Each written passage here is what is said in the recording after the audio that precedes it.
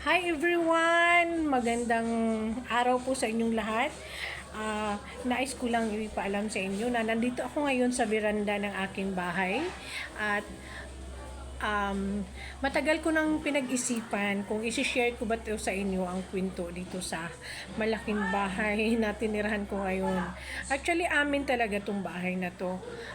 Rights lang din to at ako lang mag-isa nakatira dito. Tapos, ngayon, since nag-post ako nung una na may mga creepy about sa door, oo, hangin lang yun. Hangin lang talaga yun ang naglamba-lamba sa pintuan. Yung, ayun, dito sa kinatayuan ko, ito yung actually medyo magulo pa rito dahil hindi pa talaga ako tapos magligpit, rearrange ng mga kagamitan. Okay, so ayan na. Ayan, may nakikita kayong underwear. Okay, andito sa ayan. Yan po yung pinto sa pangalawang kwarto o sa gitna na kwarto kasi itong bahay namin is tatlo ang kwarto dito sa second floor at ayan nandito ako ngayon sa veranda kung saan dito palaging sinasabi ng mga kapitbahay ko noon pa man na sinasabi nila na mayroon daw silang nakikitang nakatayo dito na lalaki. They are referring to my late husband. Kasi nga, 5 years ago na, umpisa nung nabiyuda ako, guys. At, ayun, dito kasi palaging nakatayo daw yung husband ko nung nabubuhay pa. Kasi nung kinukonstruct tong bahay namin, guys, wala ako dito. Bihira lang akong nauwi dito habang kinukonstruct to. So, dito daw sa veranda, nung kinukonstruct pa yung bahay na to, ay nakikita madalas ng mga kapitbahay namin na nakatayo dito yung asawa ko. Tapos, yan, nakatingin-tingin dito sa mga kapitbahay. So, nakikita nila nung nawala na yung asawa ko, nakikita pa rin daw nila dito may lalaki daw na nakatayo dito kasi may kapitbahay kami na may third eye, so sila yung nagsabi sa akin, hindi man nila directly sinabi sa akin pero pinapadaan nila doon sa house helper ko kasi marami na rin akong naging house helper. Tapos alam nyo ba may isang house helper ako na umuwi taga Bacolod yun siya. Hindi Bacolod, taga somewhere in Negros Occidental. Hindi ko na matandaan. Basta umuwi siya kasi nga mayroon na daw siyang mga naririnig dito na may umaakyat sa hagdanan. Ayun, kasi nga dalawang palapag itong bahay namin. So, hindi naman ako naniwala kasi alam nyo, umpisa nung nawala yung asawa ko, gusto ko pa nga na magpakita siya sa akin mag-usap kami, mandami kong tanong na gusto kong itanong. Ayun, so hanggang sa ngayon na, guys, mga lately lang na sinabi talaga, nagkasakit ako na bakit pag dun sa pinsan ko na natutulog ako, ang sarap ng tulog ko dun sa kanila. Pagbalik ko naman dito sa bahay ko, hindi ako nakakatulog. Ang hirap kong patulugin ang sarili ko dito sa bahay. Sabi ng yung nanay ko na siyang naging house helper ko rin dati. Katabi lang kami ng bahay, ayun lang ang bahay niya, guys. Ayun, nadudungawan ko. Ayan, yan yung bahay nila. Ni nanay, yan. Hindi yung malaki yung may nakita nyo na may bubong na parang kinalawang na, yun yung bahay nila ng nanay.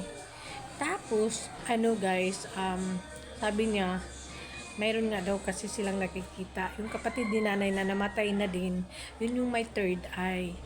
Minsan kasi na naglabas si nanay dito sa bahay, pinalabada ko siya. Tapos nasa job site ako noon. Pag uwi ko, di sila lang ang tao dito sa bahay, So pag uwi ko, sabi ni nanay, katuwang daw niya paglaba yung kapatid niya na babae. Tapos sabi daw nung kapatid niya, nasa baba yung ano, ayun. Andito kasi ako ngayon sa second floor, guys. So doon sila naglaba, guys, yung nanay ko at kapatid ko. Tapos may ano ata si nanay, ano, pumasok, naiwan doon yung kapatid niya, bunso niyang babae. Tapos pumasok dito si nanay, andito ang main door, guys. Pumasok dito si nanay sa loob. Tapos paakyat siya, dinala niya yung mga nilabhan nila kasi isasampay nila dito. Isasampay ni nanay dito. Ito, sampayan to. Ayan, ito ang veranda. So, yung kapatid niyang naiwan doon, nakatingin dito sa taas. Pagtingin daw niya dito sa taas, guys, nakita daw niya may lalaking nakatayo. Dapit hapon pa yun, guys, ha? Dapit hapon pa yun. Hindi pa madilim. So may lalaki daw dito nakatayo sa veranda, guys. Tapos may saklay daw. So ang tinutukoy niyang saklay, guys, ayun, guys, so. Yun yung saklay. Ayan. So, medyo magulo pa kasi nag-rearrange nga ako. So, hindi pa tapos. Tapos, ito yung unang kwarto. Tapos, ayan, ito, 3 kwarto dito, guys. So, marami pa akong mga nilabas na mga gamit na, i-declutter ko. So, nakita daw niya dito, nakatayo, lalaki. Tapos, tinitigan lang daw niya, guys. Tinitigan niya, medyo ilang segundo din daw bago nawala yung lalaki. Tapos, hindi pa niya talaga nakita, guys, ang picture ng asawa ko. Ayun, hindi pa niya nakita ang picture ng asawa ko. Tapos yun, nung pag-akyat na niya dito sa loob, sa bahay, naka-display to dito eh. Naka-display to, guys. Ngayon, hindi na naka-display, tinanggal ko. So, ito yung nakita niya daw. Ito yung asawa ko. Ayan. So, ayan, guys. Sabi nung kapatid ni nanay, guys, pagpasok niya na may nakita na siyang picture, sabi niya, "Manang, nakita ko tong lalaki kanina dito sa ano." So, ang sabi nung kapatid ni nanay, pagpasok niya, sabi niya, "Manang, nakita ko tong lalaki kanina nakatayo dito sa sa veranda. Dito daw, dito nakatayo." So, ito yung tuwalya. Dito daw nakatayo sa pinatayuan ko. Sabi niya ganun. May saklay daw. So, sabi ni nanay, kinalabutan naman daw si nanay. Pero si nanay naman daw, guys, is madalas na daw niyang nakikita yung asawa ko dito. Kinakausap lang daw niya.